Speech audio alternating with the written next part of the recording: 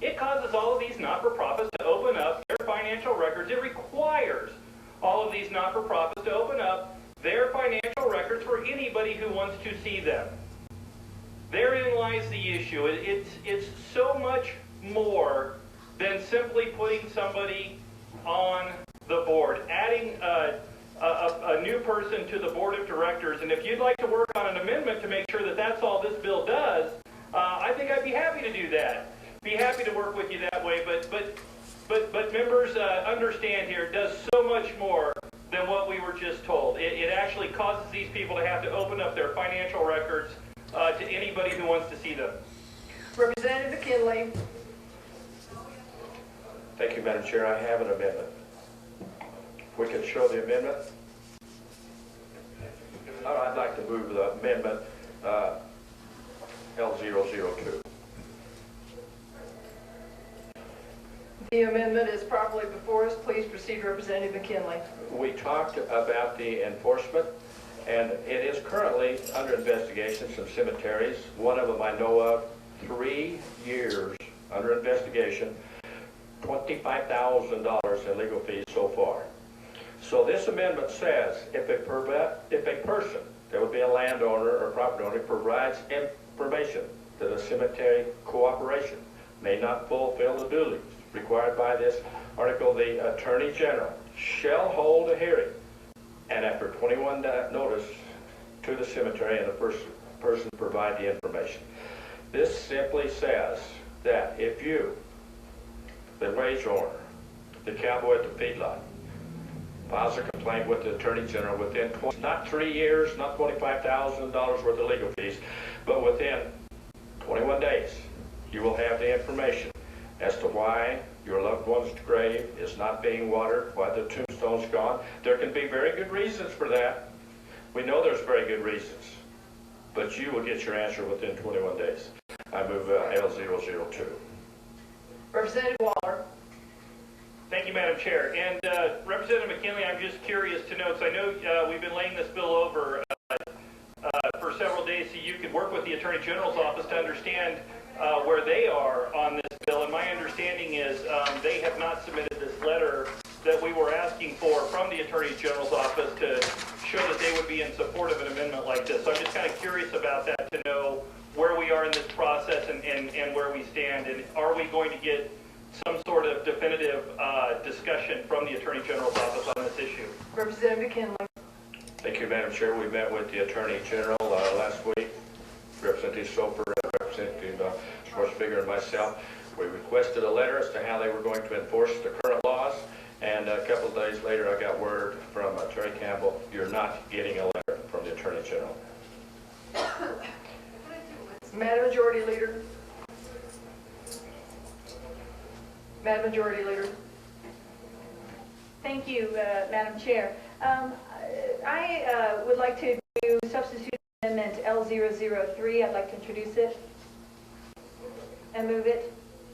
Thanks, Jerry. Arrow L003 is properly displayed. Please proceed. And moved. Thank you, Madam Chair.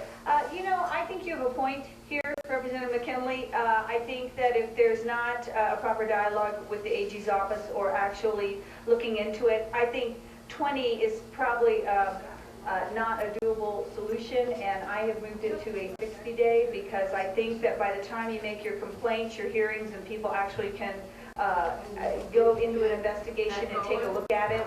I don't think that any court really within 20 days does much of anything, and so I'm moving that we take a look at it in a 60-day process. Representative McKinley. Thank you, Madam Chair. I'd like to have a little clarification here. I'm not reading this too well. It says the Attorney General shall hold a hearing after 60 days notice. So does that mean if you go in and give notice after the 60-day period, the Attorney General holds a hearing, and then when does the property owner get his information? Madam Majority Leader. Yes, thank you. My thinking here is that the time in which it takes, particularly, I know you have an area that you're representing, but let's just take any, because remember, it's not just about your particular area. So if we have any area of the state that has to get looked at, I think that it's going to take a longer time than 20 days to actually secure and not only ask for a hearing, but also to take a look at investigating the aspects around that. And that's why I moved it from a 20 to 60. I think 20 is a very quick and probably improbable time. Representative Soper. Representative McKinley. I look at this as a favorable amendment. Representative Soper. Thank you, Madam Chair, and I rise in support of the amendment to the amendment. Our concern isn't the amount of time right away. We just want to make sure that the Attorney General will do something. With the lack of not getting a letter back, this gives us some kind of affirmation that something will happen, so I'll support the amendment. Any other discussion on L003? Representative Gardner. Yes, thank you, Madam Chair.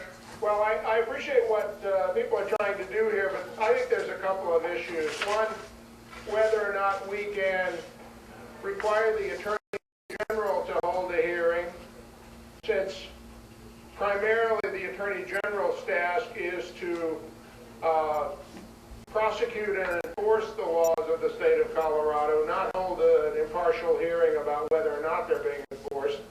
Secondly, in the ways of this building and the ways of government, this will undoubtedly impose a fiscal note. So it's an attempt to fix a bill that I have concern that the bill itself is really not adding anything to it. What we need and what I have assurance of is that the Attorney General, of the thousands of things that they're responsible for, and I think that's not an exaggeration, we've asked for some emphasis on this and for these particular nonprofit cemetery associations for some attention to the matter, and I think that will deal with the problem. So I would ask for a no vote on this amendment because I think it has questions of separation of powers as well as fiscal impact. Thank you. Is there any other discussion on L003, substitute amendment? Seeing none, all those in favor of L003 say aye. Aye. Those opposed say no. The ayes have it. L003 is adopted. To the bill. Any further discussion?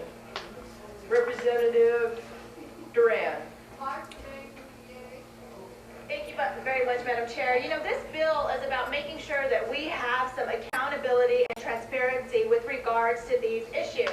And to say that there may be laws on the books that we could be using, the fact of the matter is they are not being utilized. And instead of trying to address a problem after the fact, after the Denver Post has reported some terrible things that have happened where people have had a woman's body was actually moved, where some of these cemeteries are not following their own bylaws and dumped headstones and miniature American flags behind its facility. Before we get to that point, and before the problem is already created, why don't we do something on the front end to make sure that this doesn't happen? Why don't we make sure that there's accountability and transparency with regards to all of the decisions that are made before we have a problem? And the fact of the matter is that the current laws that are on the books that could be addressing this situation, the Attorney General is not addressing those issues.